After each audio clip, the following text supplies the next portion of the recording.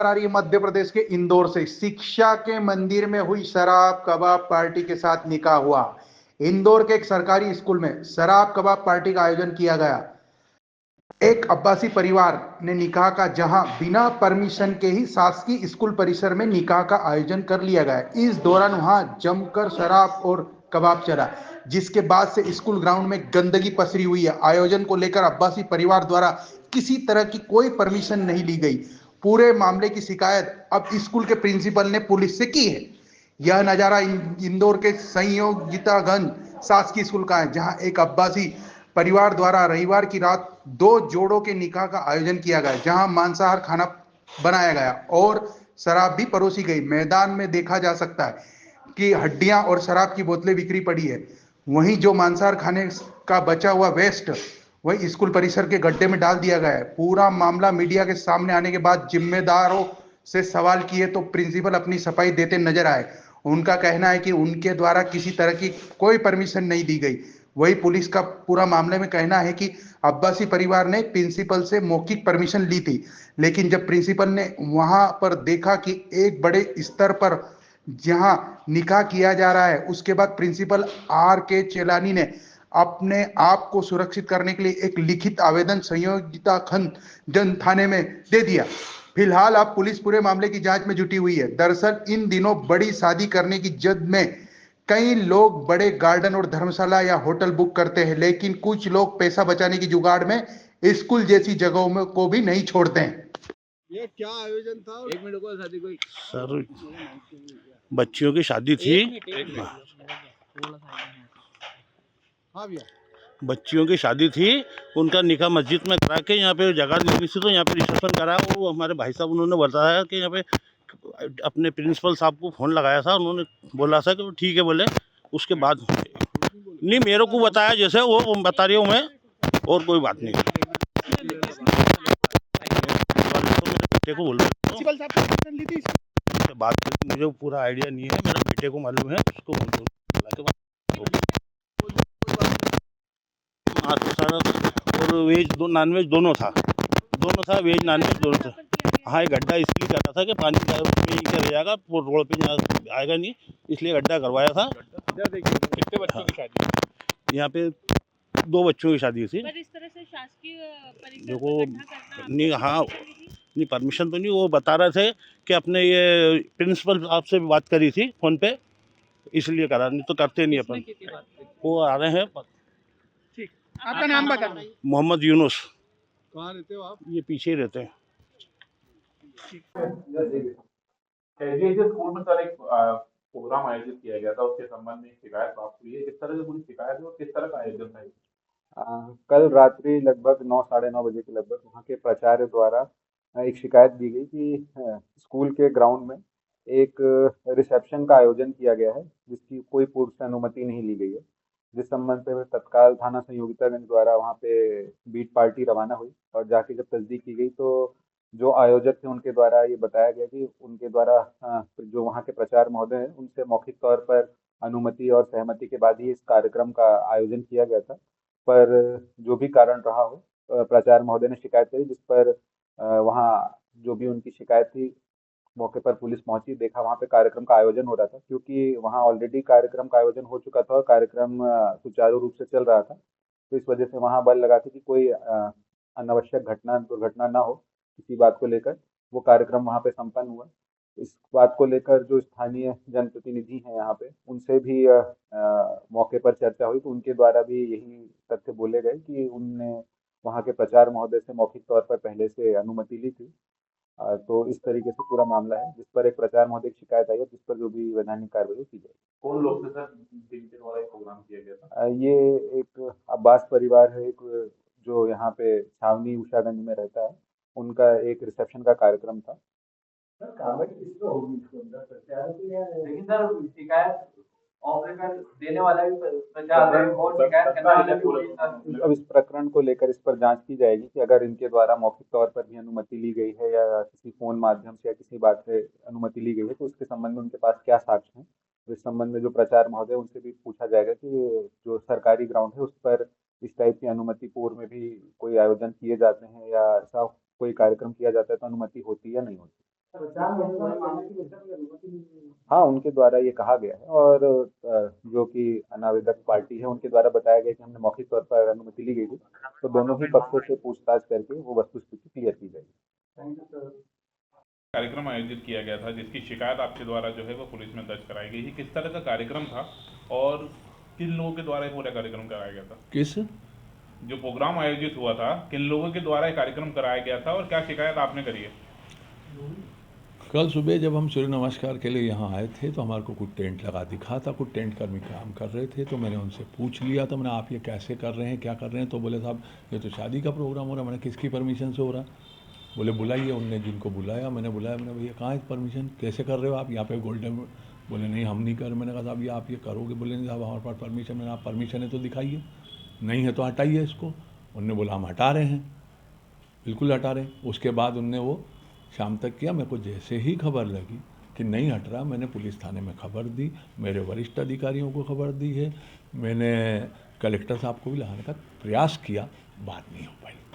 Sir कहा यह भी जा रहा है कि इसके पूर्व भी कई प्रोग्राम जो है यहाँ पर किए गए हैं। नहीं सर, मेरी बात सुनिए, यहाँ पे कुछ भी कार्यक्रम अगर बिना अनुमति होगा तो हम उसकी शिकायत करते हैं बराबर, लेकिन चूंकि ये खुला कैंपस है, अब अगर मान लीजिए रात को कोई कार्यक्रम ऐसा हो रहा है जो हमारी नॉलेज में ही नहीं है तो हम उसके लिए क्या कर सकते हैं, लेकिन अगर हमारी नॉलेज में आता है हम तत्काल शिकायत करते हैं। इसके कुछ पैसे लिए जाते हैं इसमें प्रोग्राम? आप सोचो कि मैं पैसे ले सकता हूँ, आपको कैसे कह सकते हो आप ये बात?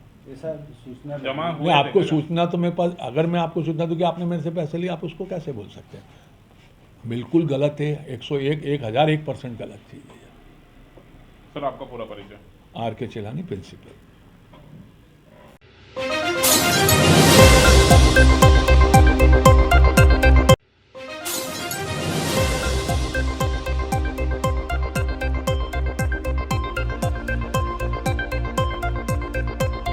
धार शहर के छतरी क्षेत्र में स्थित एक भूखंड पर जेसीबी से सफाई कार्य किए जाने के दौरान कुछ लोगों ने हंगामा करते हुए गंभीर आरोप लगाए थे। अब इस मामले में एक नया मोड़ आया है। उक्त भूखंड पर सफाई का कार्य करवा रहे श्री जैन ने बताया कि यह भूमि उनकी निजी है, उन्होंने इसे खरीदी है एवं इस भूमि की रजिस्ट्री भी उनके पास है। वहीं यहाँ पर किए जाने वाले कार्य की संपूर्ण अनुमतियाँ उनके पास है, लेकिन कुछ लोग निजी स्वार्थ हल करने के लिए झूठे आरोप लगा रहे हैं। श्री जैन ने बताया कि यह भूमि तालाब से काफी दूर है। इस भूमि व तालाब के बीच बड़ी संख्या में मकान बने हुए हैं। इतना ही नहीं, इस भूखंड के तीनों तरफ बड़ी संख्या में पक्के और बड़े मकान बने हुए हैं। ऐसे में यहाँ पर कार्य करने से तालाब को नुकसान होगा, यह आरोप भी गलत है। श्री जैन ने कहा कि श्रद्धा मैरिज गार्डन से लेकर डाबरी तक पक्के और बड़े भवन बने हुए हैं। साथ ही हमारी भूमि इंदौर अहमदाबाद मार्ग से लगी हुई है। हमारी भूमि पर और भूमि के सामने सड़क की ओर लोगों ने कूड़ा घर बना रखा था, जिसकी बदबू और गंदगी से काफी परेशानी आ रही थी। इसको लेकर ही हमने वहां सफाई करवाई है। उल्टा लोगों ने हमारे भूमि पर अपने घर की नालियों की गंदे पानी की निकासी कर रखी है। साथ ही श्री जैन ने कहा कि सफाई के दौरान वहां मिट्टी में पानी का झिरन आने का जो आरोप लगाया है वह भी निराधार है। ऐसी स्थितियों में हमारी निजी भूमि पर कार्य करना कहां का अपराध है? जिस जगह पे मैं खड़ा हूँ ये मेरी परिवार की निजी संपत्ति है और करीब 30 साल से ये हमारे पास है, हमारे कब्जे की है और इसकी रजिस्ट्री बाकायदा है। सारे विभागों से इसकी परमिशन है, नुजुल से परमिशन है, अनुविभागीय अधिकारी से परमिशन है और नगर पालिका से परमिशन है। और 30 साल से आज दिनांक 2025 तक का नगर पालिका का टैक्स भी मेरा कंप्लीट भरा हुआ है, जिसकी मेरे पास विधिवत कागज़ है। सारी परमिशनों के मेरे पास विधिवत कागज़ है, रजिस्ट्री है मेरे पास, है ना। और यहाँ पर यहाँ के जो आसपास के रहवासी इन्होंने ये कूड़ा घर बना रखा था। बाहर भी कूड़ा घर है ना, अंदर भी कूड़ा डालते हैं और कूड़ा होने के कारण यहाँ पर क्या है, बदबू आती थी। मेरा यहाँ पर टाइल्स का काम था, ग्रेनाइट का काम था, पर हम यहाँ बैठ नहीं पाते थे कूड़े के कारण, इतनी बदबू आती थी अंदर बाहर से। और लोगों ने सामने से उनके गंदे पाइप हमारे प्लाट पर छोड़ रखे, जिसके कारण यहाँ की मिट्टी ख़राब हो चुकी है। इस मिट्टी को हम हटाकर और यहाँ पर मुहर्रम डालकर इसको दवाई कराकर हम प्रॉपर इसको पक्का कर रहे थे। और ये मेरी निजी संपत्ति है और कूड़ा बना रखा, पूरा रहवासियों ने आसपास कूड़ा बना रखा है। और जो अजय ठाकुर साहब और जो भी यहाँ के पार्षद हैं वो अपने स्वार्थ के लिए, है ना, इसको मुद्दा बना रहे हैं मेरी निजी संपत्ति को। अच्छा, आप श्रद्धा गार्डन से लेकर छतरी तक देख लीजिए, सारी जगह पर पक्के मकान बने हुए हैं और हम तालाब की पाल से काफ़ी दूर है, तालाब की पाल से काफ़ी दूर है, हम सड़क के किनारे हैं। और करीब हमारी लास्ट बाउंड्री है, उस बाउंड्री से कम 250 फीट दूर तालाब है। हमने कोई तालाब की पाल को खोदने का प्रयास नहीं किया है ना, किसी प्रकार का कोई नुकसान हो, कोई जनहानि हो, ऐसा कोई प्रयास नहीं किया है। फिर आरोप लग रहे हैं क्या? ये सब झूठे आरोप है, उनके निजी स्वार्थ के लिए वो हम पर आरोप लगा रहे। बाकी ऐसा कोई काम हमने नहीं किया है। हमने यहाँ का जो कूड़ा करकट था, मलबा था, उसको हटा के भरवा कर यहाँ पर पक्की मोहर्रम डलाकर पक्का करना चाह रहे थे। इससे ज़्यादा हम कुछ भी नहीं। और हमारा शासन से, प्रशासन से भी अनुरोध है कि यहाँ पर जो कूड़ा घर बना रखा और अंदर भी जो कूड़ा डाल रखा, कृपया हमारे को सहयोग करें और ये कूड़ा घर यहाँ से हटाए और हमारी निजी संपत्ति पे कोई भी व्यक्ति कूड़ा लाकर नहीं डाले।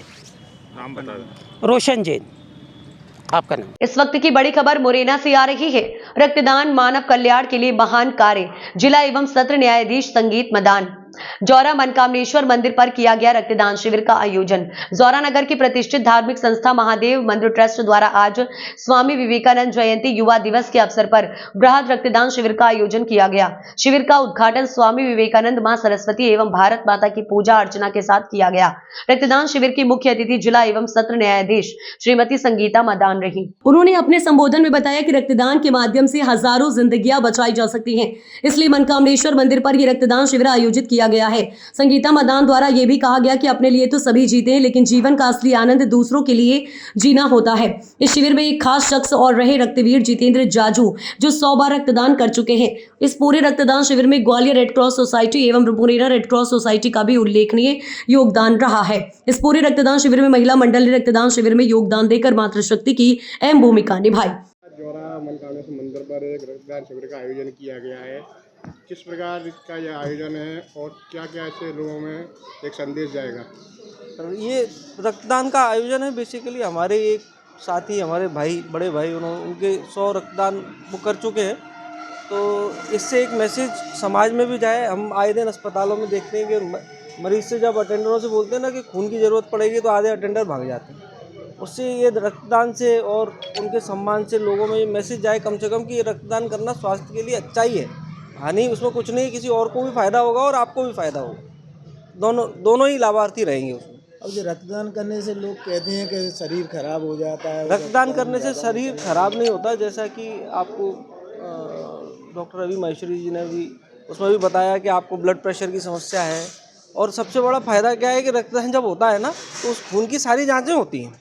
ये मैं बता रहा हूँ, जो आम गाँव का आदमी है तो क्या होता है, उस खून की सारी जाँचें होती हैं, तो फिर उस खून में कुछ कमी है तो वो आपको वैसे ही पता चल जाएगी, भाई साहब आपके में जो दिक्कत है, आपको रोज़ रोज़ जांच कराने की ज़रूरत नहीं है, खून दो जांच होएगी उसकी। आदमी को देना चाहिए, कितनी बार देना चाहिए? 3 महीने में एक बार, 3 महीने में एक बार। जब आपने 100 बार रक्तदान किया है, ये आपने बहुत ही मान कार्य किया है, इसके बाद आप युवाओं को क्या संदेश अपनी तरफ से देना चाहेंगे? देखिए, मैं जैसे अभी इस कार्यक्रम के ज़रिए भी मैंने आप तक ये बात पहुंचाई कि व्यक्ति महान कार्य स्वयं नहीं कर सकता जब तक उसको ईश्वर से अवसर नहीं मिले, पहली बात। दूसरी बात, आपने प्रश्न रखा कि युवाओं को संदेश, तो मैं सभी से निवेदन करूंगा कि जो एक समय था, आज से जब हम अपने पुराने दादा और जो पिताजी वगैरह से बात सुनते हैं कि 25-30 साल पहले एक बड़ा मुश्किल कार्य होता था रक्तदान करना। मतलब कैंप्स बहुत कम हुआ करते थे, लोग डरते थे, सुई लगने से लोग डरते थे, बट अब बहुत आसान हो गया। आप देख रहे हैं पीछे आपके कैंप लगा हुआ है, सुबह से आज कम से कम 45-50 लोगों ने दिया है। आप देखिए अंकुर जी बैठे हुए मेरे साथ में, उन्होंने भी अभी ब्लड दिया है और बहुत सभी लोग दे रहे हैं। बहुत आसान हो गया है। सिर्फ एक क्षण भर का जो एक सुई का एक दर्द जो कह सकते हैं वो एक चुभती है, उसके बाद आपको इतना सुकून मिलता है कि शायद वो आनंद आपको और किसी कार्य में नहीं मिले। तो सभी युवाओं से आपके माध्यम से मेरा अनुरोध है, चूँकि आज युवा दिवस भी, और युवा को जब आप उल्टा करते हैं तो वायु शब्द निकल के आता है, तो युवा दिवस की ओर में मैं सभी से अनुरोध करूंगा कि आपके माध्यम से ये बात वायु की तरह से पूरे जौरा में नहीं, पूरे अंचल में इस बात को जाना चाहिए कि रक्तदान बेहद आसान प्रोसेस है और वो करने के बाद में जो अवसर आपको मिलता है, वो करने के बाद में आपको बहुत सुखद अनुभव होता है। ऐसा मैंने भी महसूस किया और बहुत लोग करते आए हैं।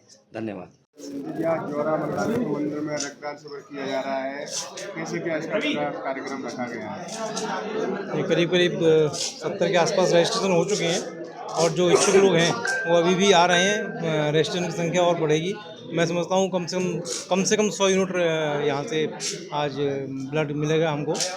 और मैं जो नहीं आए हैं या जो इधर उधर हैं रक्तदान करने के इच्छुक हैं, वो मैं उन सभी से आह्वान करता हूँ कि सब आएँ यहाँ पर और रक्तदान करके किसी का जीवन बचाने में सहयोग करें। अभी तक कितने लोग ऐसे आ चुके हैं जो रक्तदान कर चुके हैं? अभी करीब 15 यूनिट तो रक्तदान हो चुका है। अभी 15 यूनिट तो मिल चुकी हैं हमको लगभग, और बाकी अभी चालू है। कितने बजे तक अपना प्रोग्राम चलने वाला है?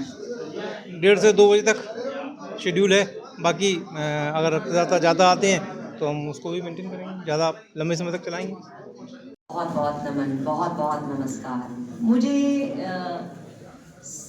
बहुत ही मेरा सौभाग्य है कि मुझे इस अवसर पर बुलाया गया और इतने पुनीत अवसर पर, इतने अच्छे दिवस वाले दिन मुझे यहाँ बुलाया गया।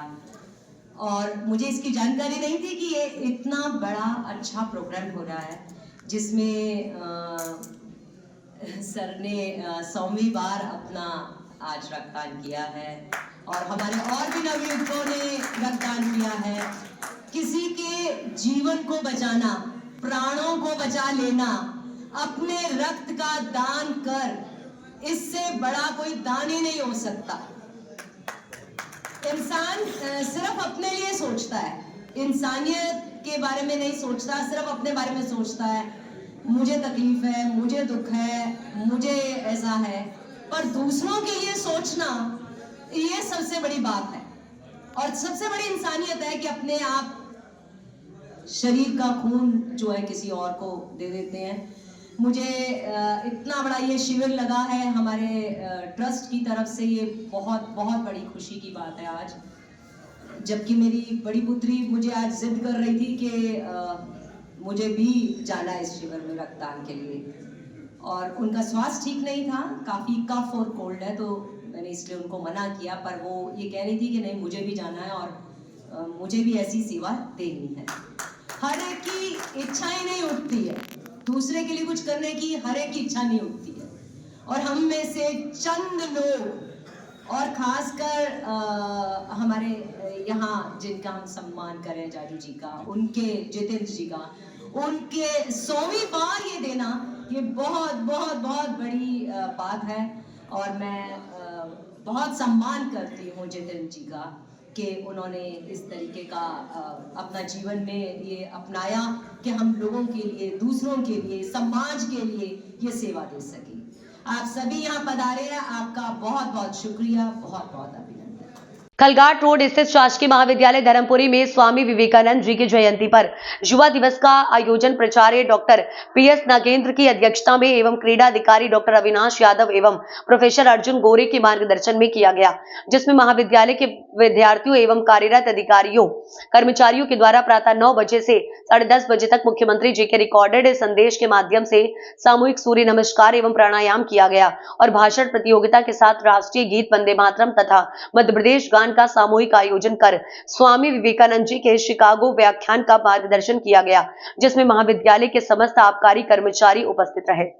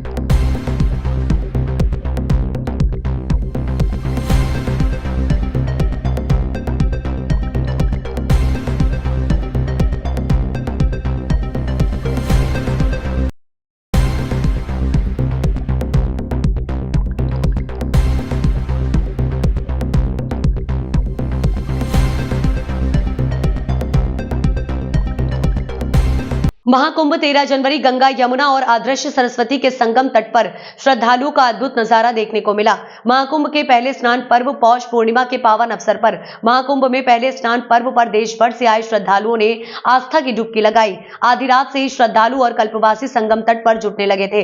हर हर गंगे और जय श्री राम के गगनभेदी जयकारों से पूरा मेला क्षेत्र गूंज उठा। बच्चे, बुजुर्ग और महिलाएं तड़के से ही संगम स्नान के लिए पहुंचने लगे। आस्था का ऐसा आलम था कि सिर पर गठरी का वजन भी उनके उत्साह को कम नहीं कर सका। संगम नोस, एरावत घाट और वीआईपी घाट समेत समस्त घाटों पर सुबह से ही श्रद्धालु स्नान करते नजर आए। युवाओं ने इस पावन क्षण को कैमरे में कैद किया और सोशल मीडिया पर साझा किया। सनातन संस्कृति का उत्सव, इस बार युवाओं में सनातन संस्कृति और आध्यात्मिकता के प्रति खास उत्साह देखने को मिला। संगम स्नान और दान पुण्य में बच्चों से लेकर बुजुर्गों तक ने बढ़ चढ़ कर लिया हिस्सा। सुरक्षा के अभूतपूर्व इंतजाम, मुख्यमंत्री योगी आदित्यनाथ के निर्देश पर मेला क्षेत्र में सुरक्षा के अभूतपूर्व इंतजाम किए गए हैं। भीड़ प्रबंधन के लिए अतिरिक्त पुलिस बल तैनात किया गया है। श्रद्धालुओं का अभिनंदन। पहले स्नान पर्व के दौरान इंद्रदेव ने भी अपनी कृपा बरसाई। एक दिन पहले हुई हल्की बारिश के बाद ठंडी हवा और हल्की हवा के बीच श्रद्धालुओं ने पवित्र स्नान का आनंद लिया। सोशल मीडिया पर छाया महाकुंभ स्नान पर्व की तस्वीरें और वीडियो सोशल मीडिया पर वायरल हो रहे हैं।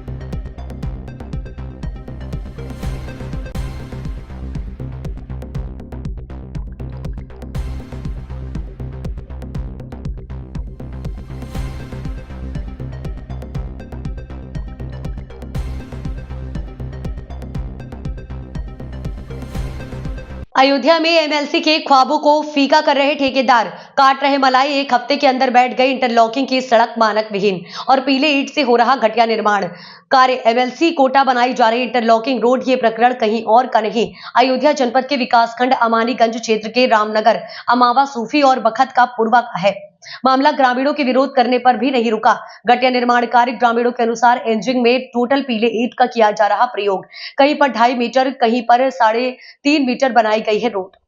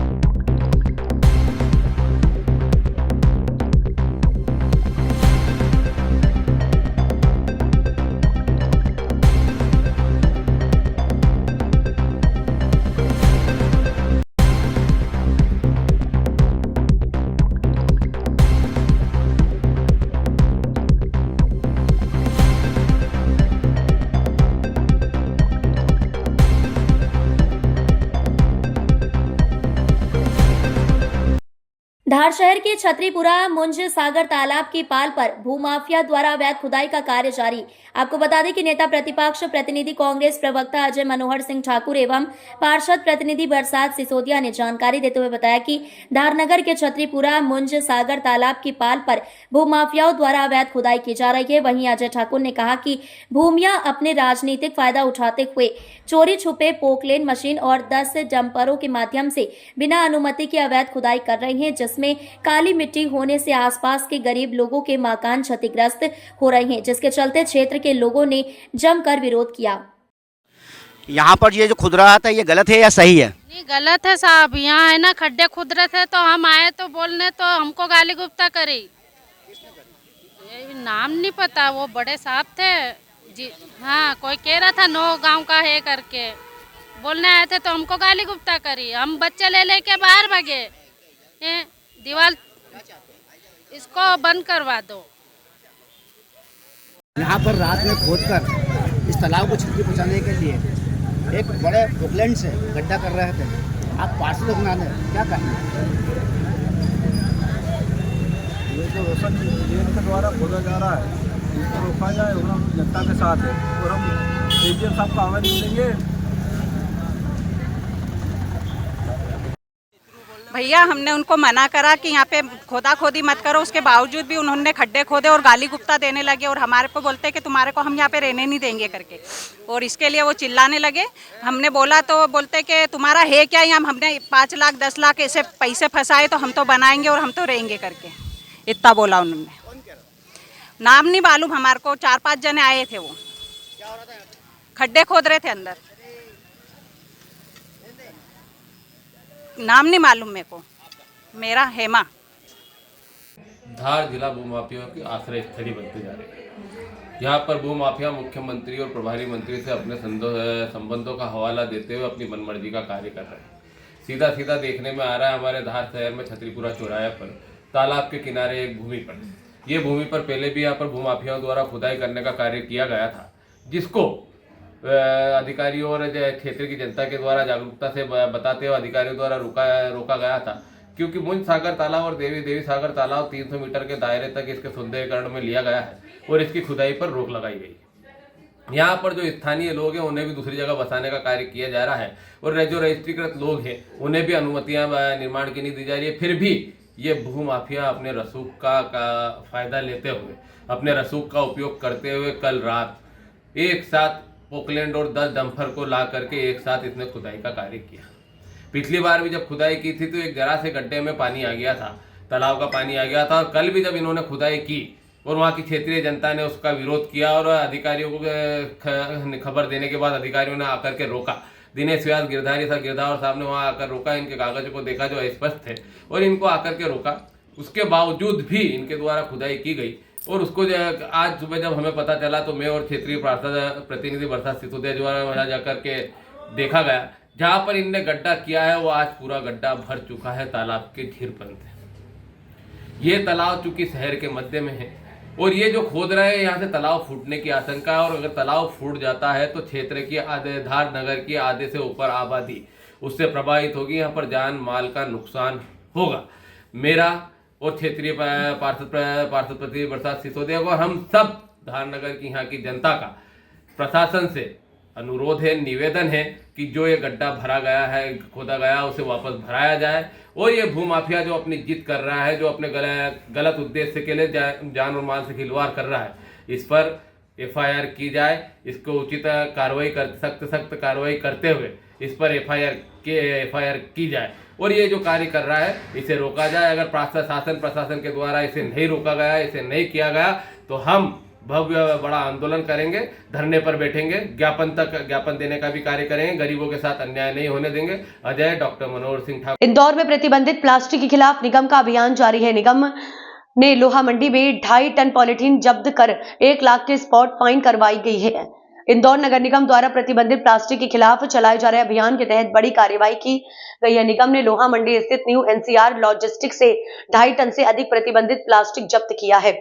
इस दौरान प्लास्टिक की पॉलिथीन और अन्य अवैध सामग्री बरामद की गई है। नगर निगम ने अवैध प्लास्टिक के खिलाफ ये कार्यवाही कड़ी करते हुए व्यवसायी के खिलाफ 1 लाख रुपए का जुर्माना भी लगाया है। निगम के अधिकारियों का कहना है कि ये कार्यवाही प्रतिबंधित प्लास्टिक का उपयोग रोकने और पर्यावरण को सुरक्षित रखने के लिए की गई है।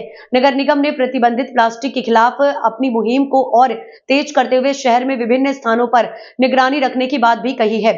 इस अभियान के तहत व्यवसायियों को सख्त चेतावनी दी गई है कि वे प्रतिबंधित प्लास्टिक का उपयोग न करें, वरना उनके खिलाफ कड़ी कानूनी कार्यवाही की जाएगी।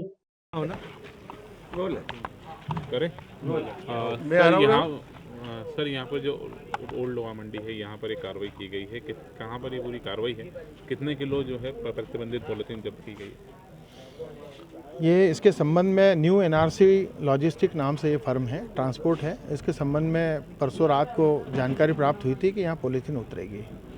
कल हमने पूरे दिन निशादेही की, दिन भर कहीं माल नहीं उतरा। कल रात को इसने 8-9 बजे के आसपास उससे भी लेट माल उतरा है और आज सुबह हमने गोडाउन खुलते से ही पूरा माल जो है, गोडाउन खुलने के बाद पूरे माल की जब्ती की जा रही है और लगभग 80 से 100 कट्टे हैं, लगभग 2.5 टन माल होना चाहिए। लगभग ये माल पूरा नेपरा जमा होगा और इस पर रुपये 1 लाख का स्पॉट फाइन किया। कितने का स्पॉट बैन किया गया? 1 लाख।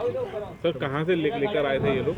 ये लोग गुजरात से माल लाते हैं और इंदौर और आसपास के शहरों में खपाते हैं, पर चूंकि पॉलीथीन का विक्रय, परिवहन सभी प्रतिबंधित है, इसलिए नगर निगम विगत 7 साल से लगातार कार्रवाई कर रहा है और इस तरह का जो इलीगल काम होता है उस पर पूरा माल भी जब्त होता है और 1 लाख रुपये फाइन।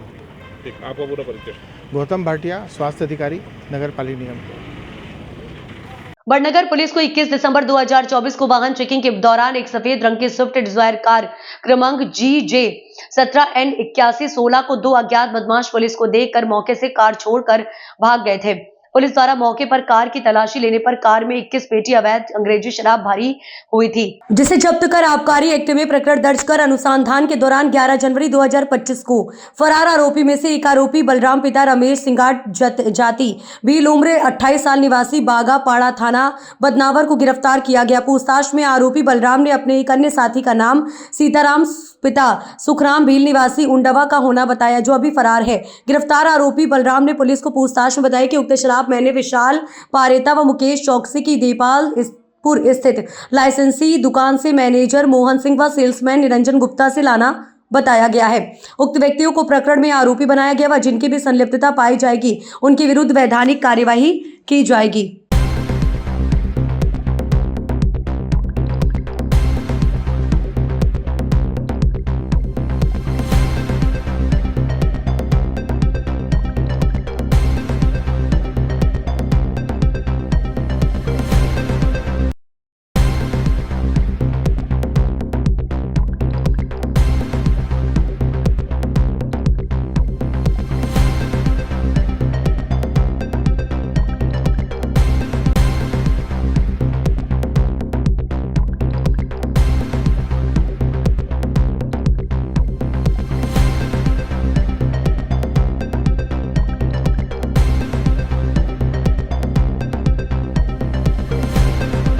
धार जिले के कुक्षी के समीपस्थ ग्राम दाहोदपुरा में प्रदेश का पहला कष्टभंजन हनुमान मंदिर की प्राण प्रतिष्ठा महोत्सव का आयोजन 13 जनवरी से शुभारंभ हो रहा है। गुजरात के प्रसिद्ध सारंगपुर कष्टभंजन बालाजी हनुमान मंदिर की प्रतिकृति वाले इस मंदिर में 13 से 20 जनवरी तक विशेष धार्मिक आयोजन चलेंगे।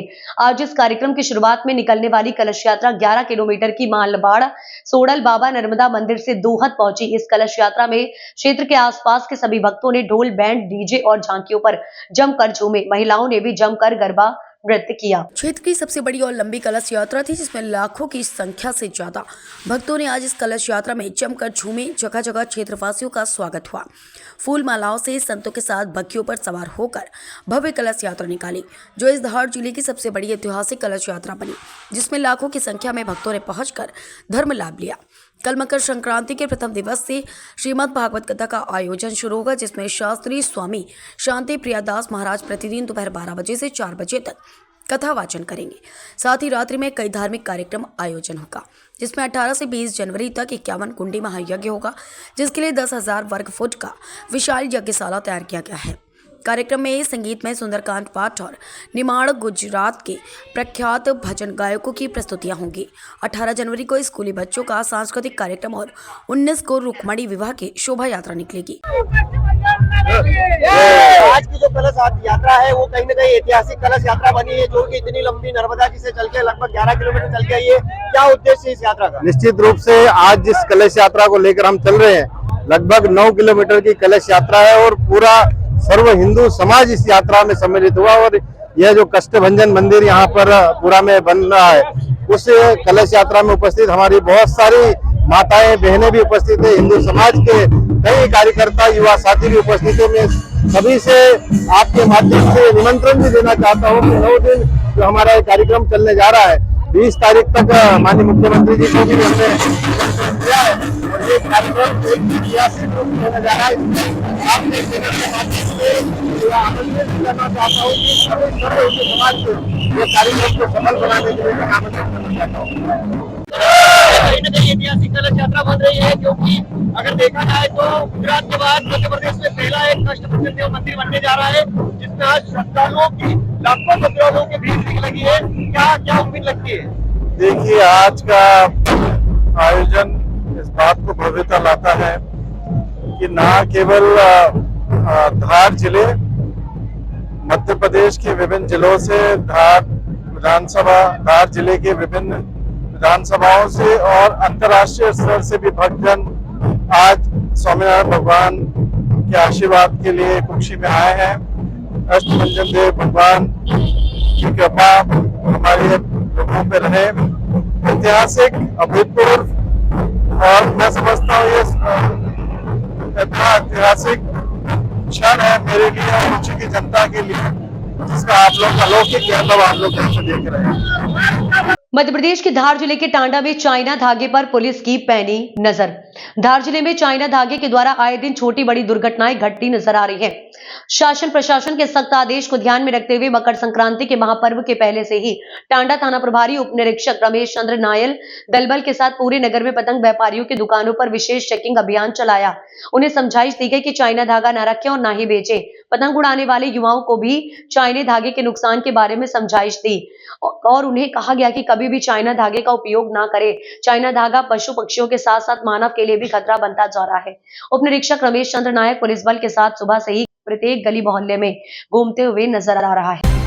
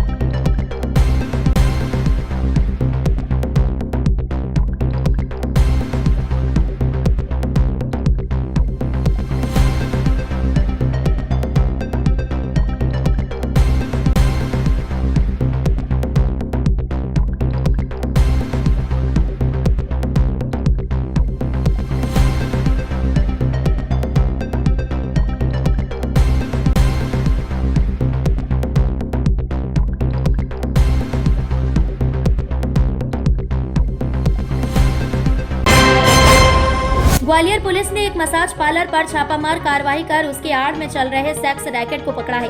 पुलिस को मसाज पार्लर पर आपत्तिजनक सामग्री के साथ साथ 2 कस्टमर और 6 लड़कियां भी मौके से मिली हैं। यहाँ 6 लड़कियां बंगाल, दिल्ली, आगरा, मथुरा और ग्वालियर की हैं, जहां कस्टमरों से 1000 से लेकर 5000 में कैश और ऑनलाइन डीलिंग कर इस धंधे को चलाया जा रहा था। वहीं पुलिस ने वुमेन ट्रैफिकिंग होने की आशंका को जताते हुए गिरफ्तार सभी आरोपियों से पूछताछ शुरू कर दी है।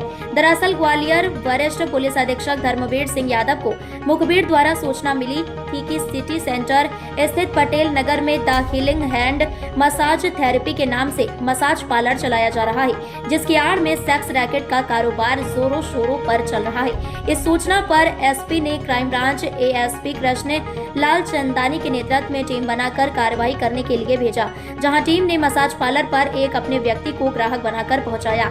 उसके द्वारा पुष्टि होने पर पुलिस ने छापामार कार्रवाई की और मसाज पार्लर पर मौजूद 6 लड़कियां टीम को मिली। इसके साथ ही 2 कस्टमर, मैनेजर और पार्लर संचालक को मौके से हिरासत में ले लिया गया है। जब पुलिस ने पार्लर की जांच पड़ताल की तो वहां से भारी मात्रा में आपत्तिजनक सामग्री, मोबाइल, हिसाब किताब की डायरी और नगद रुपए बरामद किए गए। जब पुलिस ने मैनेजर से पूछताछ की तो उसने अपना नाम देवेंद्र शर्मा निवासी मुंबई का होना बताया। उसने बताया कि वहां 25,000 में यहां नौकरी करता है और इस पार्लर को प्रतेश चौरसिया निवासी ग्वालियर ने किराए पर दिया है। इसके साथ ही लड़कियों से बातचीत करने पर उन्होंने बताया कि वहां एक बंगाल, एक दिल्ली, एक आगरा, एक मथुरा और 2 ग्वालियर की रहने वाली है। पुलिस को मैनेजर और संचालक ने बताया कि यहां पार्लर पर आने वाले कस्टमरों से मसाज के नाम पर 1000 से लेकर 5000 में सौदा तय करते थे। पार्लर पर अलग अलग जगह की रहने वाली लड़कियां मिलने से पुलिस को वुमेन ट्रैफिकिंग होने की आशंका जताई है। फिलहाल पुलिस ने सभी को गिरफ्तार कर थाने पहुंचा है, जहां एक-एक कर सभी से पूछताछ की जा रही है। पुलिस को आशंका है पूछताछ के दौरान बड़ा खुलासा हो सकता है।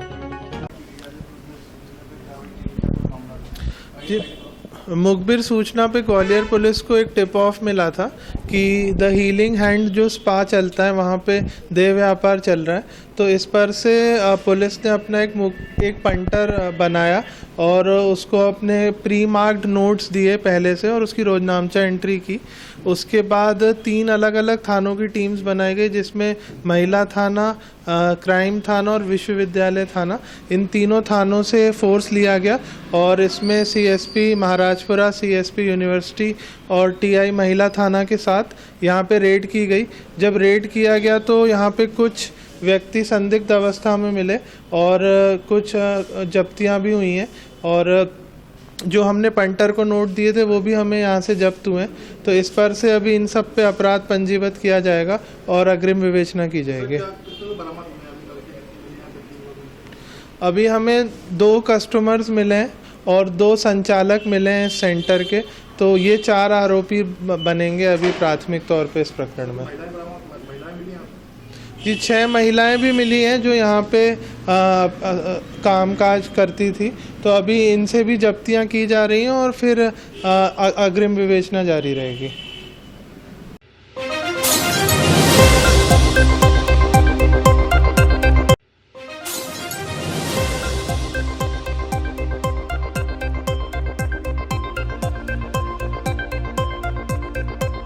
धार जिले के सरदारपुर तहसील के अंतर्गत ग्राम नंदलाई में अतिक्रमण हटवाने की कार्यवाही के दौरान एक युवक ने जहरीला कीटनाशक पी लिया। युवक को तत्काल सिविल अस्पताल सरदारपुर लाया गया, जहां उसकी स्थिति को गंभीर देखते हुए धार जिला अस्पताल रेफर किया गया। बता दें कि विगत दिनों धार जिले के ग्राम नंदलाई में तहसील बरम मंडल टप्पा कार्यालय लाबरिया के आदेश पर राजस्व निरीक्षक तथा पटवारी का दल पुलिस बल के साथ अतिक्रमण को हटाने पहुंचे थे। टीम द्वारा अतिक्रमण हटवाने की कार्यवाही शुरू की गई। इस दौरान गोविंद पिता कालू ने जहरीली कीटनाशक दवाई पी ली, जिसका लाइव वीडियो वहां पर मौजूद लोगों ने बना लिया। वहीं गोविंद ने जानकारी देते हुए बताया कि जमीन मेरी मम्मी के नाम पर है और कई सालों से हम उस पर खेती कर रहे हैं तथा जमीन का पट्टा व पावती भी हमारे पास है।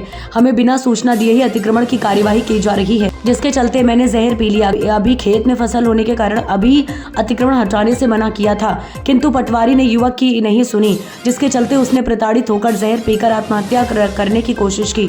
वहीं अब युवक की स्थिति काफी गंभीर हो गई है, जिसे डॉक्टर ने इंदौर रेफर करने को कहा गया।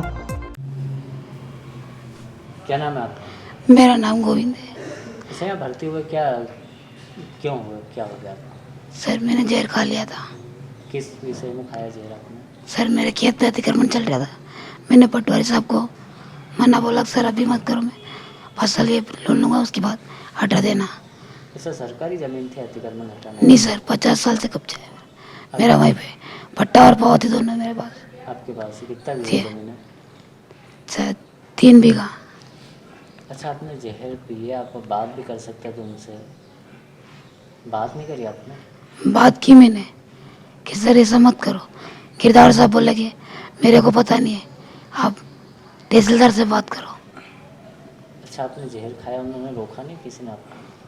हाँ पकड़ा से, चौकीदार ने पकड़ा, डिब्बा छीना। कौन से गांव का मामला है? नंदलाई का।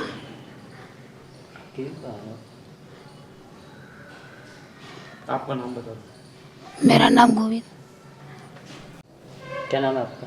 जामगोला। अच्छा, आप सरकारी अस्पताल में आए, कौन है ये भर्ती आपके? क्या लगता है? ये मेरे भाई है। अच्छा, क्या पिया इनने? जहर खा लिया। किस के लिए खाया? ये अतिक्रमण हटाने के लिए आया था इसलिए। कौन आया था अतिक्रमण हटाने? पटवारी और गिरदावर दोनों। कौन से गांव में? नंदलाई पंचायत में। काहे के लिए आए थे? ये अतिक्रमण हटाने के लिए, रास्ता क्लियर करने के लिए आया था, तो फिर मक्का तोड़ा उसने। सर रास्ता क्लियर करना आया था, किसकी ज़मीन? आपकी ज़मीन पे अतिक्रमण हटाना आया था? हाँ हमारी ज़मीन पे आए थे। अच्छा, आपकी ज़मीन है? मेरी ज़मीन है ना।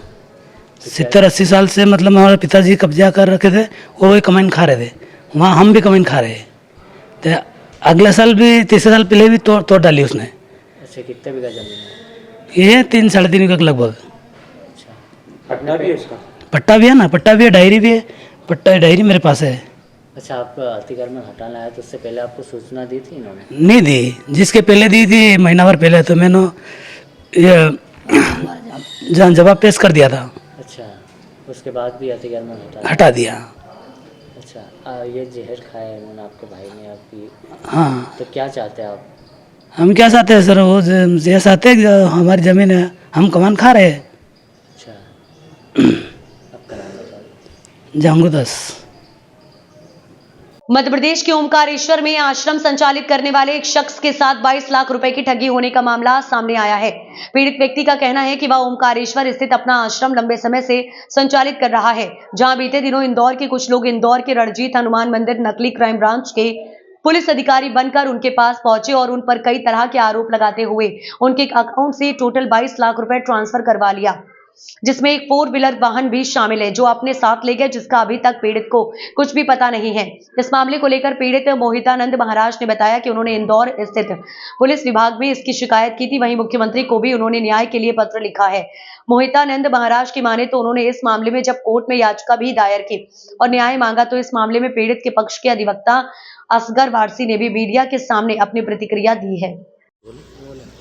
सर, ओंकारेश्वर स्थित एक आश्रम का मामला चल रहा है, इस बारे में आपके द्वारा एक ज्ञापन दिया गया, क्या है पूरा मामला? देखिए, ओंकारेश्वर में जो मोहितानंद महाराज हैं काफ़ी सिद्ध व्यक्ति हैं और हमारे पक्षकार होने के नाते उन्होंने हमसे एक शिकायत हमें बताई थी कि उनके साथ कुछ पुलिस अधिकारियों ने और कुछ एक फर्जी व्यक्ति जो अपने आप को दिल्ली से क्राइम ब्रांच का कहते हुए और यहाँ पे आया था और उन्होंने दबाव बना के और उनसे पैसे ट्रांसफ़र करवाए और उसके बाद वो पैसे लेने के बाद जो है उनको लोगों को, जो उनके लोग हैं, जो उनके शिष्य हैं, अनुयायी हैं, उन लोगों के बारे को बुलाकर उनसे पूछताछ करना, उनको गलत बयानी करना और इस तरीके की सब चीज़ें हुई थी, जिसको लेकर हमने माननीय जो यहाँ पे जितने भी अधिकारीगण हैं, माननीय अधिकारीगण, उन सबको शिकायतें दर्ज कराई थी।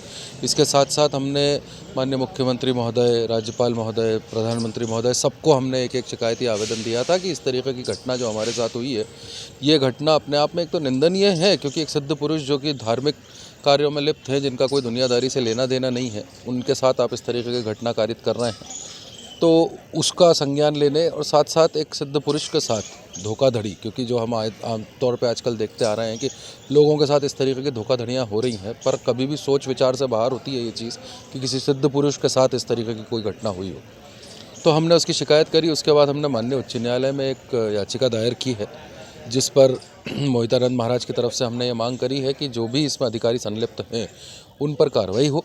साथ ही साथ जो फर्जी तरीके से क्राइम ब्रांच के लोग बनकर दिल्ली से यहाँ आए, उनका नामजद शिकायत है उसमें, तो वो नामजद शिकायतों पर भी संज्ञान लिया जाए और इस तरीके के अधिकारियों पर कार्रवाई की जाए।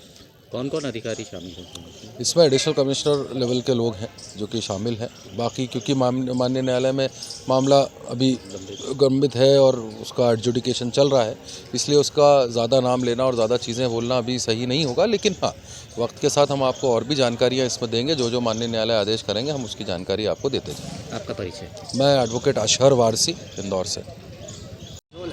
हाँ, आपके साथ किस तरह का फ्रॉड हुआ है, कौन लोग थे करने वाले?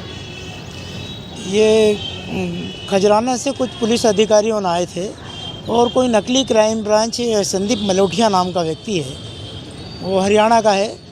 उन्हीं लोगों से इन लोगों ने साठगांठ बना के षड्यंत्रपूर्वक मेरे से 22 लाख रुपए की वसूली की। मैंने अभी तक समस्त जितने भी अधिकारी लोग हैं इन सब लोगों को सूचित किया है कि मेरे इन लोगों के खिलाफ़ कार्रवाई की जाए। अभी तक कोई कार्रवाई नहीं हुई है। बस अब लास्ट में मैं मुख्यमंत्री कार्यालय जाके उन्हीं का दरवाज़ा खटखटाऊंगा, अदरवाइज मैं अनशन पर बैठ जाऊंगा साहब। नहीं, काय के पैसे लिए थे आपसे? आप क्या करते हैं, काम क्या है? सब मेरा काम क्या, आश्रम है मेरा। आश्रम पर दान दक्षिणा वगैरह सब आती रहती है और इन लोगों ने देखा कि महाराज के पास पैसा है तो इनको किसी भी तरह से दबा के ये पैसा छीन लिया जाए, यही हरकत रही है इन लोगों की। बस मेरा सरकार से यही आग्रह है कि किसी भी तरह से मेरा पैसा मुझे वापस दिला दिया जाए और मैं इस केस को बंद कर दूं। अदरवाइज मैं उच्च न्यायालय को क्या बोल के लिए आपसे पैसे इन्होंने? इन लोगों ने बस यही बोल के लिया है कि आप ये जो अमाउंट है आपके पास, ये अमाउंट सीधे सीधे हमारे अकाउंट में डाल दो, अदरवाइज नाना प्रकार की धारा लगा के तुम्हारी जो मान सम्मान बना हुआ है उसको ख़त्म करने का हम कार्य करेंगे। तो मैं वहाँ डर के कारण मैंने कहा कि भाई जो जो आपको चाहिए वो ले लीजिए, भाई मेरा नाम ख़राब ना करें। नहीं, किस तरीके से लिए इन्होंने? कार भी ली है आपके कुछ? हाँ, मेरी गाड़ी भी ले ली इन्होंने। बलेनो पे 29-30 पे साइन करवाया आरटीओ फॉर्म में, और दूसरा एक मेरे से 8 लाख रुपए का चेक भी लिया है और धमकी भी दी है कि ये जो पैसा लिया है आप कार्रवाई इधर उधर मत करवाना, नहीं तो आपको जान से मरवा दिया जाएगा। तो साहब सबसे बड़ी बात है कि धमकी दी भाई बड़े अधिकारी लोगों ने, तो मैं शांत होकर बैठ गया। फिर मैंने कहा कि हम भाई एसीपी कमिश्नर साहब से अपन इस विषय को लेके चर्चा करते हैं। तो मैंने कमिश्नर साहब को दिया, कलेक्टर साहब को दिया और ये राजेश दंडोतिया को दिया। सब लोगों ने अभी तक कार्रवाई ले ली है मेरी, बाकी किया नहीं आगे जो कार्रवाई करना चाहिए वो नहीं की इन्होंने। आपने कोर्ट में भी पिटीशन लगाई है? हाँ, अभी कोर्ट में मैंने इसकी पिटीशन WP लगाया है। अब आगे मैं ये चाहता हूँ कि मेरा कोर्ट ही न्याय करे, एक मुख्यमंत्री जी और एक कोर्ट, दो के ऊपर आधारित हूँ साहब मैं। आपका नाम बता दीजिए। मोहितानंद महाराज मेरा नाम है साहब।